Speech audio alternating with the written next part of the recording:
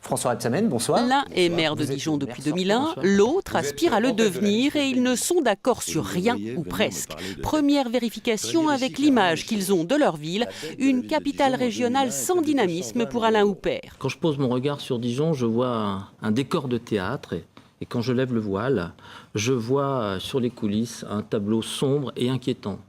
Une démographie stagnante, des entreprises qui quittent le Dijonnais, 27% depuis 2001, des emplois en baisse, 3000 depuis 2012, une dette exceptionnelle. Et une première réponse cinglante de François Rebsamen. Vous, monsieur la tête de liste de l'UMP, vous êtes disqualifié pour parler de fiscalité locale. Vous avez augmenté l'année dernière les impôts fonciers des Dijonnais et de tous les habitants de Côte-d'Or de près de 13,8%. Et vous venez aujourd'hui donner des leçons. Autre sujet de discorde, la place de la voiture dans Dijon depuis l'arrivée du tram. Dijon souffre d'une surpiétonisation du centre-ville. Les personnes âgées, les personnes à mobilité réduite ne peuvent plus accéder au marché. Vous avez inventé un nouveau mot que je ne connaissais pas, la surpiétonisation.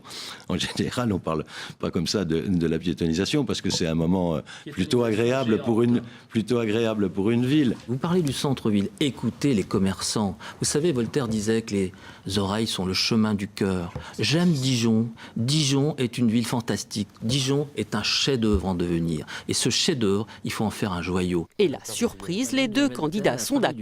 Enfin presque.